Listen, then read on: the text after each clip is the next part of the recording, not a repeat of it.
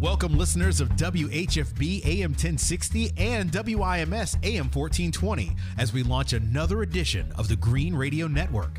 Here on the Green Radio Network, we'll bring you a variety of green topics and the latest information on green technology and transportation. This program features environmental leaders throughout northern Indiana and the entire nation. The Green Radio Network is sponsored by NERPC, the Northwestern Indiana Regional Planning Commission, and the award-winning South Shore Clean Cities. Both entities are leaders in the environmental industry and work together to bring cleaner air and more sustainable living to northern Indiana. Now to introduce Carl Lisek, Executive Director of South Shore Clean Cities and the host of the show.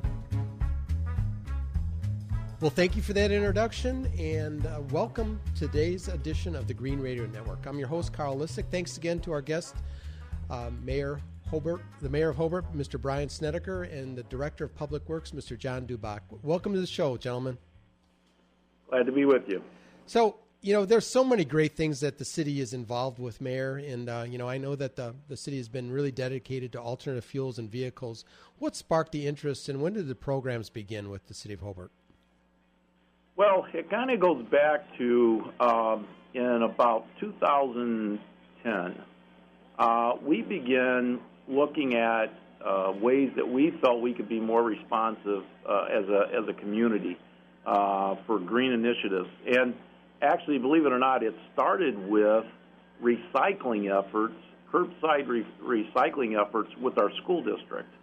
And we started having rallies every year with our elementaries, and we started getting that ball rolling where now today we have over 80%, about 90% recycling participation in our community. So after we kind of got that going in the right direction, we said, now where else can we take this? Wanting to be a noted clean city, and for our environmental efforts, we started seeing that Public Works, there was opportunities working with you and Legacy and NERPC and the state. We started seeing that there was some opportunities from a grant perspective to change out vehicles, to make them more cleaner emissions, actually more responsive vehicles. And we said, you know what, we want to be a leader. We for many years, Hobart was more of a follower than a leader, and we decided, hey, we're going to take the initiative. We're going to kind of be a community that other communities might say, hey, we want to be like that. And so we embarked on this initiative with our clean emissions, alternate fuels, our CNG vehicles. So that's how it kind of just snowballed. And so today now we look every year where we can do one more thing to make our fleet cleaner and something that the community can rally behind. And it's been a really, really good program. Our community just loves to see the initiatives that we're bringing out.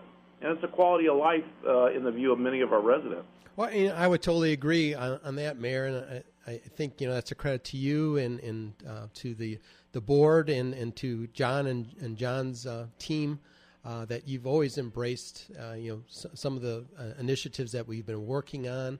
You're always one of the first ones to show up at our Green Fleet activities, and always one to look at demonstrations and opportunities to look at ways of improving air and environmental efforts for the city. So congratulations and keep up those that great work effort. So, John, I know we talked a lot about different types of alternative fuels, but why did the city decide to embrace compressed natural gas vehicles, in particular for many of your own fleet? We looked at the possibility of a propane system. Also, we decided on the CNG vehicles because the horsepower that was available technology-wise. It fit what we do with the snow plowing and the trash collection and paving roads and that type of activity. One of the fallacies I think that we hear a lot about is the power that's associated with compressed natural gas vehicles. Can you talk a little bit about that, John? It is actually right now at the equivalent of a diesel engine anymore. We put it in 3 of our trucks. As most people know, we took the 3 highest horsepower vehicles we have, and those were our first 3 purchases to make sure CNG would work for us. We have it on our claw truck that goes out and picks up brush throughout the city. We have it in a garbage truck, and we have it in a sewer cleaner. Those are our 3 highest horsepower vehicles we have, and it's worked very well. Yeah, didn't see any loss of fuel mileage, and actually the fuel's a little cheaper right now. That's awesome. And then I know, Mayor, recently you just announced that the city is planning on constructing a compressed natural gas station to fuel your fleet. Tell our listeners a little bit more about that. Yeah, we've been studying this for quite a while, and we've looked at the slow fill, the fast fill, and we've looked at what grant opportunities are out there to help us complete this. As you know, a community our size, having the local funds to take this project on, frankly, Carl, was not in our ability to do financially. So working, certainly you played a major part in that, in helping give us guidance to grant opportunities, working with the state. And so what we did was, we're in the process of building a new garage. And we said, let's do this as a project and install both basically simultaneously. And so the power, the utilities coming in, were being built to handle the CNG station, as well as power up the new garage that's being constructed. So timing was everything on this, and certainly working with yourself, and I don't want this to sound like I am touting you, as trying to puff your chest, but you did a wonderful thing in helping give us guidance and identifying the grants that could help us get to the finish line. Because there's many communities out there that probably, if they could see the benefits in what we have seen, would love to pursue these type of initiatives. But, sometimes government's afraid to move too fast. And we just decided, hey, we're not holding back. We're going to do this and do it right. Identifying having a slow fill station for the time being, with the possibility of having a fast fill at some point down the road, we feel best meets our fleet's demands right now, and the possibility of having some other entities that would possibly use the slow fill.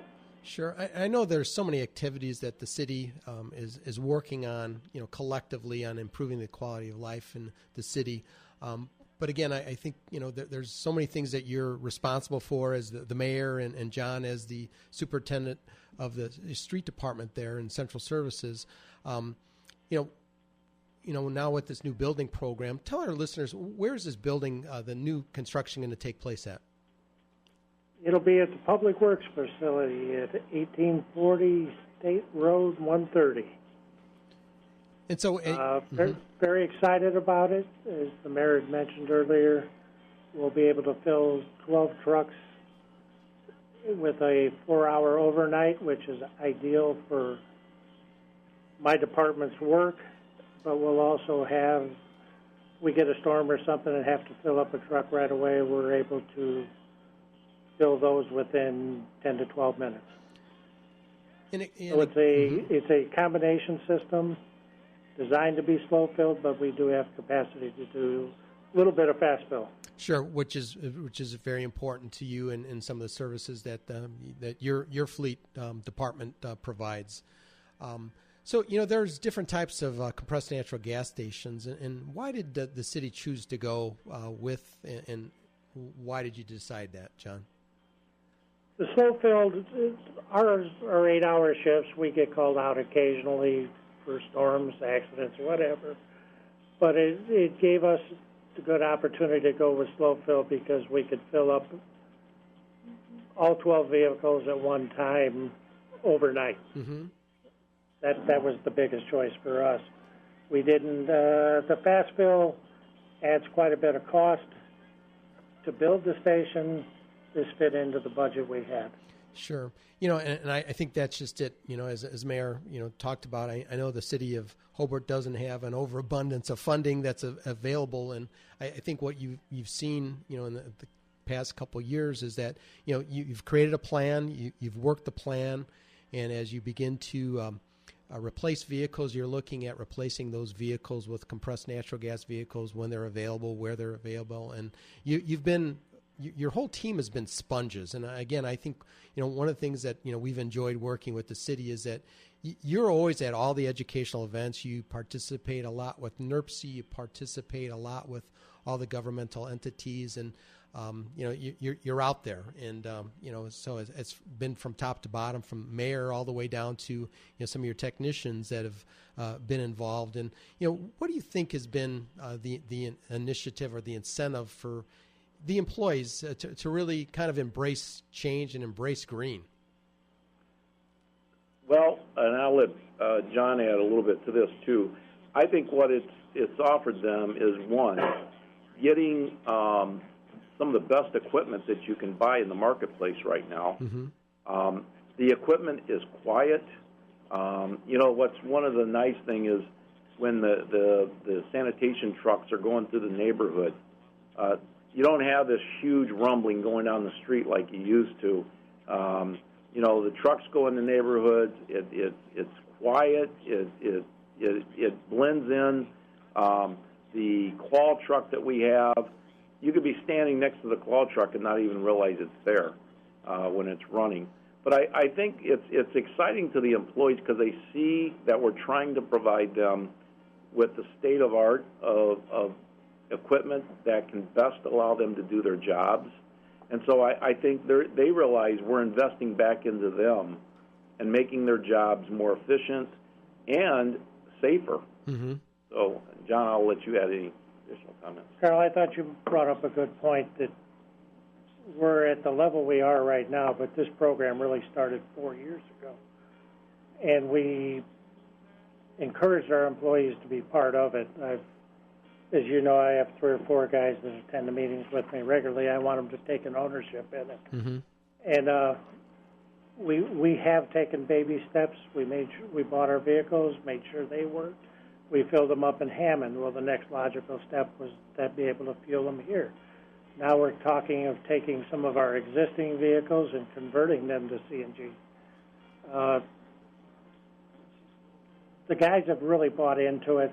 They see the benefits of it. It's kind of strange to say that your garbage man looks at a quality of a life issue, but they really do. They have really bought into this one, and I'm proud of all of them.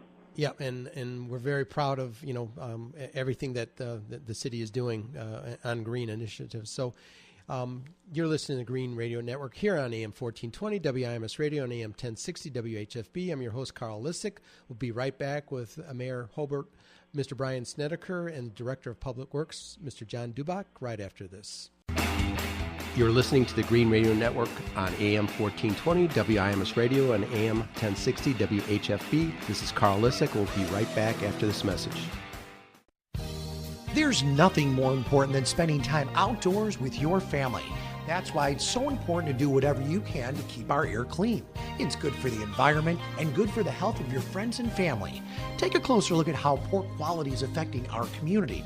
Across the 3 counties of Northwest Indiana, recent studies from the American Lung Association show that 9% of adults suffer from asthma, 4% live with chronic bronchitis, 38% have a form of cardiovascular disease, and 10% of the children in Lake and LaPorte counties struggle with pediatric asthma. Now, the number of adults with asthma is nearly that of adults with diabetes. Consider how diabetics make adjustments to their diet in order to be as healthy as possible. Everyone can make adjustments to improve air quality and the quality of life for those who live with asthma and other lung diseases. Northwest Indiana, clean air, think green, breathe easy. A message from NERPC. Thank you again for joining us on AM 1420 WIMS Radio and AM 1060 WHFB on this edition of the Green Radio Network. Welcome back to the Green Radio Network here on AM 1420 WIMS Radio and AM 1060 WHFB. I'm Carl Lisek of South Shore Clean Cities, here to bring you the latest information on green projects and topics across the nation. Our guests today are Mr. Brian Snedecor. He's the mayor of the city of Hobart and director of public works, Mr. John Dubach. Gentlemen, we were just kind of talking in regards to the compressed natural gas station and some of the compressed natural gas vehicles with the city of Hobart. And so how does the use of CNG vehicles and fuel help the residents of Hobart? And do you see there's a cost savings from a taxpayer standpoint, Mayor? Yeah, I mean, I think first and foremost, it's clean air, and that's been one of our goals, certainly with Northwest Indiana and all the years that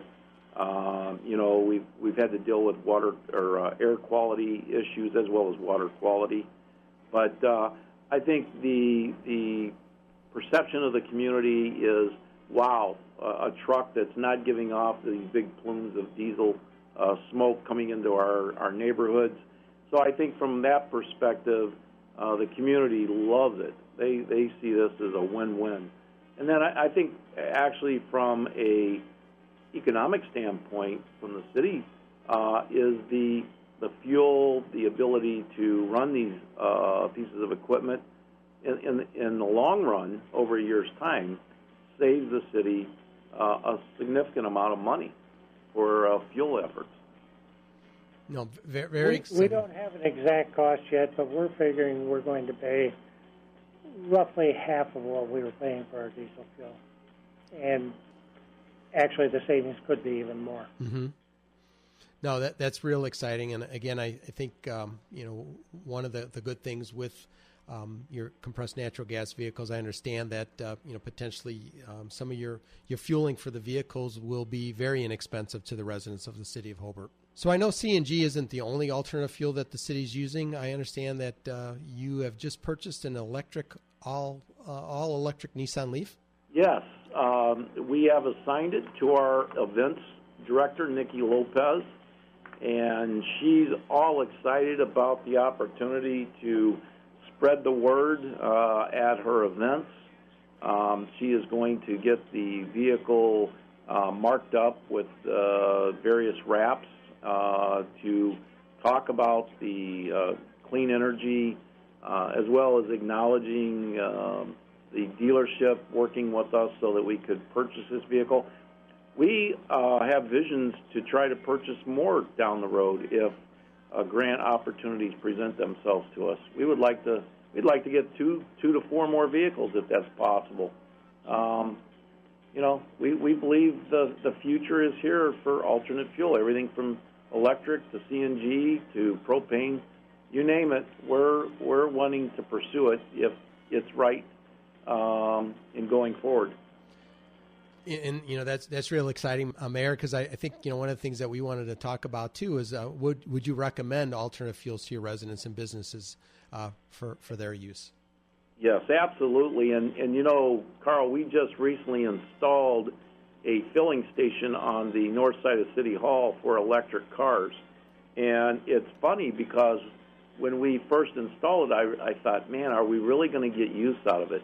Just about every day when you drive by, there's somebody hooked up to it. Mm-hmm. So it is being used. There's other areas, around Chicago that are pushing the electric cars also. And we're seeing cars even with Illinois tags that are utilizing our electric filling station.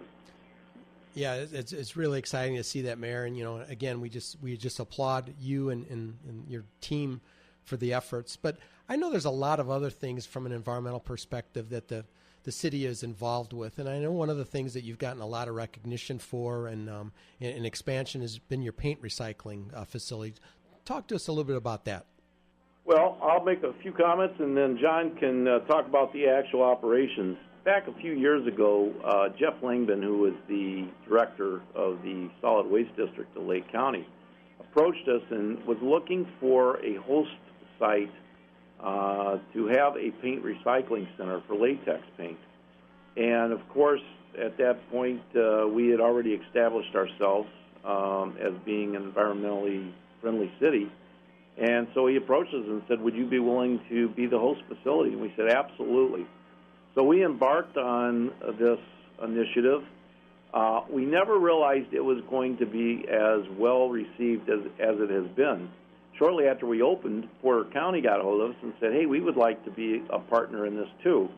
So now we receive latex paint from both Lake and Porter County, and it's really been very successful. People can buy recycled paint, so instead of it going to a disposal, it's being put back into use and being recycled.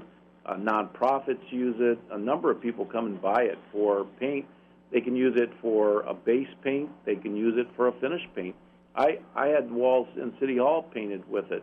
So it's good paint. And, the worst thing that can go into a landfill is latex paint. And so we're taking a major step in limiting what actually gets into our landfills. John?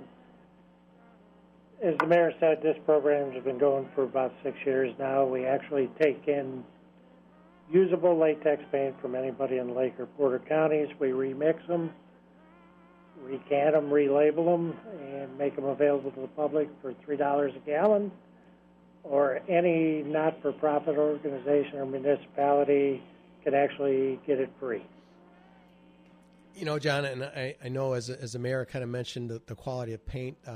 We as a nonprofit, we actually had used the paint not only for our use, but then also for the church that we attended.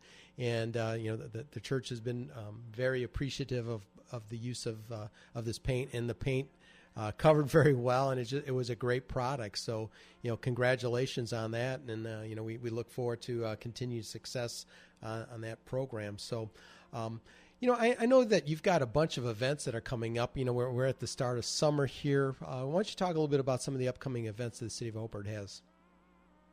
Well, I think most notable right now is that we just finished our cleanup week. And this is a program that we started some years ago where we take the dumpsters out to key locations in the city that basically reaches out to our neighborhoods, where people, free of charge, can bring items that they want to discard and place them in the dumpster. Certainly we don't want electronic items and those types of things, but other than that, they can bring items and place in the dumpster, and we run that for a week. The amount of participation is just unbelievable. John can talk a little bit about staffing that week, but this is something we really feel like, rather than a resident deciding, I'm just going to go ahead and dump it alongside the road down a dead end of a street, they have a chance now that they can, close to their homes, can take and discard, whether it's cleanup in their garage, whatever the case may be. They have a place to take things and safely discard them. And John's crew has done a great job. I know they were working overtime just trying to keep up with it this week, but it's been great. We take calls from neighbors or from citizens. We'll pick up their stuff curbside, or they can drop it off at the dumpsters around town. We pulled approximately 45 dumpsters in 1 week and collected from over 900 houses. So it's a very good program. Citizens have talked to us about us expanding it maybe twice a year. Mm-hmm. Not something I would be real happy with, but it is a very good program, but it takes a lot of work to get it done in 1 week. Well, again, everything that you've undertaken hasn't been easy, but I just applaud you for doing your due diligence and doing these things to make the quality of life in the city of Hobart better and being a model for other communities throughout northern Indiana. So, we're really excited about that. Hey, Mayor and John, any closing thoughts as we come to the end of our program? Just that I would encourage other communities that might be listening to not be afraid of taking steps to be a more environmentally friendly city and to grasp that the future of alternative fuels is here. And, it's better to get on the bandwagon now when you have some grant opportunities at your disposal rather than waiting to the end. I've talked to other communities, other leaders. The time is now. There is some initiatives out there that we're taking advantage of, and I would encourage other communities to take advantage of. Carl, you mentioned your organization, and it helps me with my training and education of the community, but you also educated us, and we're now to the point where we're open to help other cities work through which way would work best for them. And it's been a good partnership with you and your group. And we've talked to 2 or 3 cities now about ways they can get involved in the program. The more of us that do it, the better it is for us and our kids and grandkids. No, I totally agree. And why don't you give us your contact information in regards to like the website for people to find out more about some of the great things that are going on with the city? www.cityofhobart.org. Well, gentlemen, or you can. They can also reach us by phone. 219-942-6121 is our department's phone number. Well, continued success. Again, congratulations on the successes that you've achieved so far this year. And I know that 2017 is going to be a great year for the city of Hobart and Northwest Indiana. And thank you for joining us today for today's edition of the Green Radio Network. I'm your host, Carl Lisek. Thanks again to our guest, Mayor of Hobart, Mr. Brian Snedecor, and the Director of Public Works, Mr. John Dubach. And be sure to join us again on AM 1420 WIMS Radio and AM 1060 WHFB for the next edition of the Green Radio Network, and visit us online at southshorecleancities.org. And remember, it's never too late to begin your environmental legacy. Thanks, everybody.